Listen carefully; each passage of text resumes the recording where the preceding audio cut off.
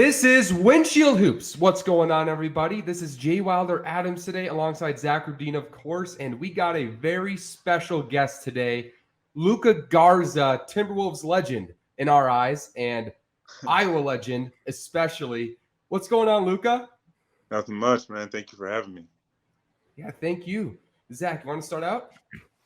Yeah, man, I just wanted to know, we know the Timberwolves, we have so many talented bigs in this roster, and I was wondering what it was like for you, to basically every night be next to, those three guys, and whenever you need to get advice from one of them, like what that's like, because they all have different skill sets, and I'm sure you can go to any one of them for any part of your game. Yeah, it's been incredible. I mean, honestly, it's been so good for me. I feel like I've learned so much since I got here and gotten so much better just being around them. Obviously, you got Cat, who's one of the best offensive bigs in the league, one of the most skilled bigs, probably the best shooting big in the league. So, to have him around, especially as a big who considers himself a guy who can shoot the three, it's very helpful. And watching him play and getting advice from him is something that's helped me tremendously. And the same thing goes with Rudy. Obviously, he's dominated his position on the defensive end, and that's really helped us, this year, and you've seen it in years past. So to learn from him and the drop coverage and the little tricks and different stuff he does, that helps tremendously. And Naz and Nate, for me, the biggest thing has been going up against them. Those are the guys that in training camp and workouts before training camp, those were the guys that every day we were going and competing, and so to those two guys are so talented in a lot of different ways. They both can handle the ball like guards and do so many different things. And you see what Naz has been able to do this year so far. It's truly fun to watch and fun to be around. Hey, Luka, I just want to ask you, first of all, just to start it out, just how was your travel around California? And you're in Phoenix yesterday, which is where I live right now. Just how has the travel been lately? Yeah, no, it's been crazy. I haven't been in Minnesota in a while. I was in Iowa for a little bit, and then we were on the road before that. And I was in Rio. So I've been a little bit everywhere these last couple weeks, and but it's part of it. It's fun for me to be able to see these different cities, and especially be around the team, on this last road trip, which is the most locked in this team has been since this year. I feel like we were just so committed to making the right play every possession down. Everyone was so locked in on everything we were doing, and it was truly for me, it was really fun to be around. Can you take us into the perspective of you, just because you are balancing life between playing basketball in Des Moines and then Minneapolis? What is it like traveling? Like, you've had days where you're playing two games like pretty much in the same day, or you're going back and forth between Minneapolis and Des Moines. What is that commute like? It's crazy, but that's what I signed up for. That's my role in this team, is really to be ready whenever. There's been times, I landed in a certain airport. We were traveling back from Rio, and we had to connect in Dallas before we went to Iowa, and I got called up when I landed in Dallas. I had to fly all the way to Iowa to get my bags, and then flew the next morning, 4 a.m., woke up, flew to Atlanta, played that night, played 18 minutes, played pretty well. So, that's my role. That's what I have to do for this team, is be ready whenever. And, I embrace that. And, I think it's a lot of fun. Just, it keeps you on your toes. You're always, you never know, when your opportunity is going to come. And so, being in this league 2 years, I know 1 through 17, your name gets called at some point, because it's just such a long season. Guys get hurt, guys get sick. It's a lot. So you always have to be ready. How cool for you has it been to play down in Iowa, where you became a college legend over, almost half a decade with Iowa, and now you're playing with the Iowa Wolves, putting up absolutely insane numbers, by the way. But what has that experience been like for you? It was special, to be honest. For me, my senior year was the COVID year, so we really didn't have fans in the stands. So I kind of missed that, at the height of my career, not having fans around. So for them to be able to come and support me in Des Moines, I think I played 6 or 7 games down there this year, in Iowa. Was so much fun. College friends coming up, different stuff like that. Getting to see people that I knew and was around all my 4 years. Old coaches, everybody, just being able to come out and watch me play at that level. It was really special. And for me, I think it helped, kind of get my groove and my confidence back, understanding what I've been able to do with this game so far in my career. And it just gave me confidence knowing that, I am an NBA player. I'm a guy that can play in the league for a long time. You've had an incredible journey. You've dominated at pretty much every single level, from high school back in the East, and then you go to Iowa, right? And you're arguably, I don't think arguably, I thought you were the best player in college basketball, especially your last year. But then you go 51st overall, which is obviously an amazing honor. But, there are players who are less productive than you who went ahead. And I just want to ask you, throughout your process, it feels like you've had to overcome obstacles and you've consistently beat them. Do you feel like you've been overlooked? Yes, no, and why? I think I've always been a guy who's had to prove himself at each level. I was, going into high school, I wasn't like in the DMV area, DC, Maryland, Virginia. There's the league, WCAC, which is probably the best high school league in the country. DeMath, PVI, and there's so many schools over there. So going into high school, I wasn't really looked at by those schools. I wasn't offered any opportunities to go to those schools, and so I had to go to a little smaller school. Murray, it was a private school in DC, and wasn't really known for basketball. And when I went there, and I was able to kind of prove myself and show around the area that I was one of the best players around the area. And same thing happened going into college. It was the number 100 player in the ESPN 100, and obviously left being chosen as the best player in college basketball. So for me, it's always been that kind of thing. To get drafted was an amazing honor. Obviously, I knew it was just the beginning. It was just the start of my journey, and I had to do the same thing all over again. And I went into summer league without a contract, was able to get a 2-year deal after a couple months of hard work, and now I'm here and kind of had to do the same thing making this team. So it's just been a story of my life and career, and I wouldn't have it any other way, because it's shaped me into who I am as a person and who I am as a player. I respect that. That's amazing. Yeah, that's pretty great. Did you, I'm assuming this happened in your first year with the Pistons, but did you have a welcome to the NBA moment? Yeah, definitely. I think, it was on our fourth game of the year. We were on the road at Philly, playing the Sixers, and I wasn't in the rotation, but I was the third big. So, you always kind of in that position, you might not play, but you always have to be ready if someone gets in foul trouble, and especially playing a guy like Embiid, he tends to get a lot of people in foul trouble. So for me, my welcome to the NBA moment was, it was 3 minutes left. Isaiah Stewart picked up his third foul. They threw me in there for a couple minutes, and I got to battle Embiid. And the first play, as I trot out there to go check him, he's calling the play for himself to get the post up.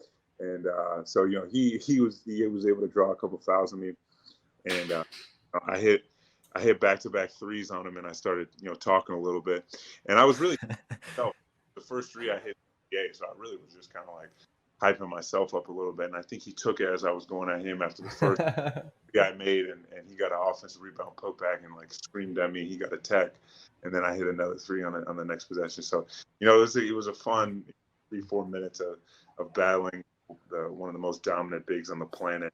And so that was definitely my welcome to the NBA moment. That's awesome. It's so funny, just because you are NBA players, you guys are in the top 0.001% of athletes on the planet. And it takes just crazy competitiveness to get to that level. In addition to talent, just players like Embiid, especially guys like Embiid, they'll take those things personal because they're so naturally competitive. It's so crazy hearing stories about professional athletes in relation to just a normal everyday person like Zach and I. It's amazing. Yeah, you have to be competitive to play at this level. So you've had welcome to the NBA moments, and NBA fans tend to be pretty funny, I'm sure, too. So to spin it a little bit, what is the most interesting, or funny moment or interaction you've had with a fan thus far in your career? Well, I think there's been a few. I think, obviously, I think one of the special things about going to the University of Iowa is that I feel like they're everywhere. I see Hawk fans, Iowa jerseys every city we're in, no matter, I see them in Toronto and everything. So I think that's been kind of the coolest thing for me with the fan experience, is seeing how many Iowa people are everywhere. And so throughout throughout my 2 years here, it's consistent. Everyone, every time I go to a different city, obviously when you go to Minnesota and Chicago, it's a lot more prevalent, but in Orlando and Toronto. You see him everywhere. So that's been pretty cool in terms of as a good fan experience. And obviously, I think I told the story before last year about Floyd Mayweather being at it was a Laker game, and he kind of was like waving over to our bench, and he was like waving at, and he ended up calling me over. Or no, I was sitting at halftime, shooting my shots at halftime. He calls Cade over, and Cade comes over to me. He's like, "Yo, Floyd wants to talk to you." I'm like, "He wants to talk to me?" So I go over there, and he was like, "Hey, man, I love watching you in college. Like, good luck out here. Why aren't you out here playing and all this stuff?" So we had a good conversation and all that. So I think that was also probably one of the craziest things was meeting Floyd Mayweather. That's crazy. Whenever you have to step on the court for the Timberwolves, because they have needed you in situations this year and you've always produced in those situations at a really nice level, you always seem to have like this amazing level of confidence that I don't really see from, like specifically two-way players or players that aren't in the rotation normally. And I was wondering if you've had to develop your confidence over your career or how you became so confident as a player. Yeah, I think that's something I learned from last year. I think in those moments, I wasn't, last year when I would go in and get opportunities, I was more trying to be out there and be solid and try to help the team rather than be myself. And I'm an aggressive basketball player. I'm a confident basketball player. That's who I am. And I realized that, if I'm just going out there and being solid, there's a lot of other guys that are more athletic, more talented than me that will stick out way more than I will. And so I figured that I had to play that way. I had to be that way to help the team because that's the only way I know how to help and impact winning. So for me, it was kind of learning from experience. I didn't have it at first, and this year I found it in terms of being able to go in there and be myself every time I'm on the floor. That's incredible. And my next question to you is, so you've played in Detroit now, you've played in Minnesota, so you've played with the back-to-back number one picks, Anthony Edwards in 2020 and Cade Cunningham in 2021. Just being around those two for at least a year, can you compare and contrast those young talents? It's interesting. Obviously, I think both of them are extremely hard workers. I was around Cade, especially a lot in the summer, who was seeking guidance from so many former players and just wanted to learn. And, that's special. And I think Ant's the same way. He's a guy who just wants to get better. And they both have this, competitive nature that is, so impressive. And he plays through anything. He battles, and he's sick or he hurt his ankle or whatever it is. For him to miss a game, he has to be really, really hurt. And I think that just shows the type of player and competitor he is. And so it's been incredible for me as a basketball fan in general, and just as a basketball player to be around that top level of talent, to see what got them there, and you see just the natural ability and the skill level. I think is the most impressive part. I mean, these guys are, so sure for being as young as they are. These guys are natural leaders, and I think that's the one thing that stuck out about Cade to me was, he was, as soon as we got to summer league, he was leading all the huddles and all this stuff. And this guy is a freshman and just got off his freshman year in college, and we're all older than him, but he just has this maturity to his game, and I think it's the same way with Ant and how he approaches every single day. So I think both of them, just you can see why they were the number one pick. What was the biggest adjustment that you had to made, once you stepped onto an NBA floor coming from college where you spent, 4 years there? Yeah, I think biggest thing is what we just talked about like 2 questions ago, was the confidence level and being myself on the floor among other great players. Everyone in the NBA 1 through 17 was, if not the best, one of the top 2 best players in on their team and in their league. I mean, there's so many, so many great players that are out there. So you have to be able to go out there and be yourself within, a system around other top talented guys that are making, insane amount of money. You have to be able to be yourself, or you're just going to get, picked over. Yeah, it's amazing. Just like I say, like every time I hear about like the perspective of all the opportunities and the talent levels and resources NBA players have access to, my mind's always blown away. And my next question to you is, who's a player in the NBA right now who you model your game after the most? I mean, honestly, I think for me, there's not one specific player. I think I take things from a lot of different guys. Obviously, um, you know, within our own team, I take a lot of things. Karl-Anthony Towns, his ability to stretch the floor, the way he shoots the ball. Rudy, especially the way Rudy defensive, how he is on the defensive glass is something I want to aspire to be better at. And even Naz and his ability to handle ball is something I've been working on and trying to get better at because as a pick and pop big, he does such a good job of moving sides of the floor and keeping the offense engaged, and we really run our offense through him when he's out on the floor. So, um, I say on our team we have a couple of guys that I look up to in the way they play the game, but in general, obviously, Nikola Jokic is someone his ability uh, as a kind of not as great a not a great athlete, not a guy who can beat anybody in the sprint or be able to dunk it on you, whatever. His ability to dominate the way he has is inspiring to pretty much everybody, but especially me. And I think another guy would be Nikola Vucevic from the Chicago Bulls. I love his game, the way he plays the game, and I think there's a lot of similarities between me and him, the way we play, especially on the offensive end. And so I think those guys are. But I love the game of basketball, so I'm watching everybody. It doesn't matter if it's a guard, if it's big. I'm trying to take things that I see and add them to my game. Zach, you and I think, talked about that pre-draft, Luka. When you in 2021 draft, I think Zach and I talked about it that we saw a lot of Nikola Vucevic in your game at Iowa. I remember an old conversation regarding that between us. So that's pretty cool because you see the connection too, and the talent level is absolutely there. Yeah, appreciate it. So, what are your thoughts on guys like Josh Minot and Wendell Moore Jr.? They played a little bit with you down in Iowa, and the rookies to this team. And what do you think of their futures in general? I think they've been so impressive throughout this year.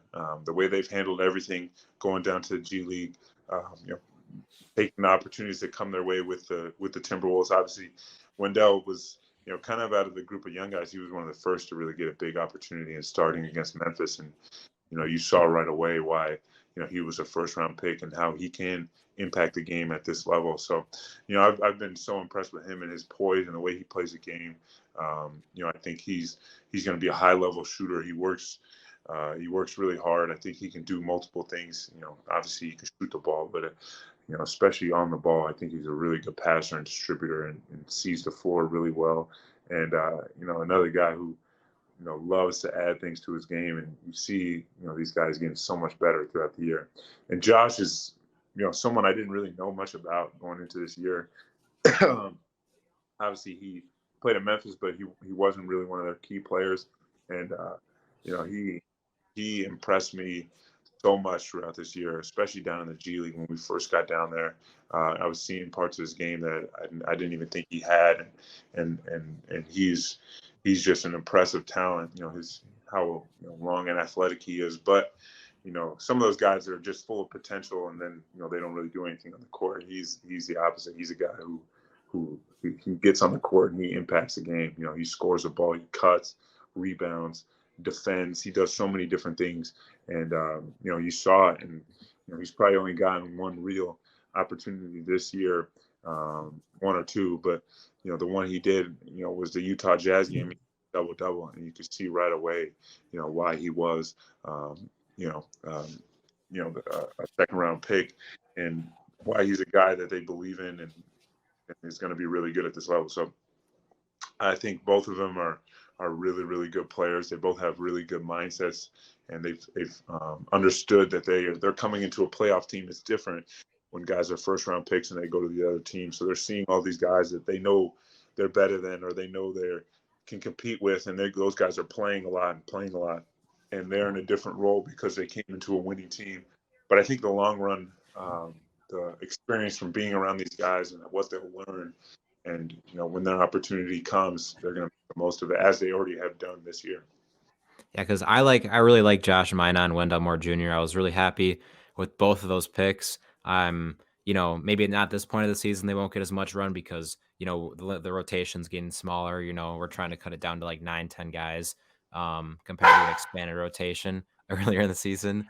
But yeah, I think I'm excited to watch them. The next few years, and I've enjoyed watching you with them, like a nice trio with Iowa this year too. It's been a lot of fun. My bad about that, guys. My dogs are getting very bored. They're just watching me, like looking at a microphone. So, hey, Zach, do you have any more questions? Because I have one more. I don't have any more. That was my last one. Sweet. So this one is my last one too. So, hey, Luka, if you weren't pursuing an NBA career, what would you be pursuing? What are your biggest passions off the basketball court?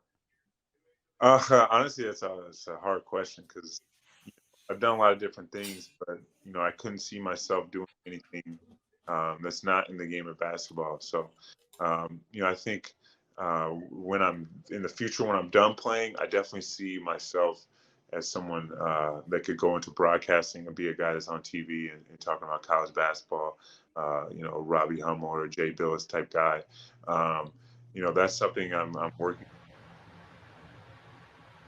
for. Myself and get better and work on those tools and everything to be really good at that, because I think that'd be a really fun job just to be around the game when I'm done playing. So that's probably one of the things. Other than that, I couldn't see myself doing anything that didn't involve basketball. I think I'll always dibble and dabble in real estate and tech and all this other stuff on the side, which is there's a lot of different things I'm interested in within those areas, especially as a guy who graduated in economics. But full time to really work on something else, there's no way it could be anything but basketball. You see, Luka, Zach and I aren't nearly the talent in basketball that you are. So we had to go in sports journalism. So That's what we're doing right now. So We're here on the microphone talking to amazing athletes like you. But that's pretty cool to hear that you're going into sports. You have interest in that out after your NBA career. Maybe one day we'll all be on a broadcast together in the future, and this will be like a legacy moment. We'll look back. This will be like a documentary moment. It'll be amazing. But well, Luka, it was an absolute pleasure to have you on the podcast today. It's just amazing to watch your development as a player for the past few years, and we have no doubt you're going to continue to push toward the upper trajectory because we just love watching you play. So thank you so much. Yeah, for sure. I appreciate you guys for having me again. Thank you guys so much. This is Jay Wilder Adams. This is Zach Dean and our guest, Luka Garza of the Minnesota Timberwolves. Thank you guys so much for listening, of course, and we'll see you next time.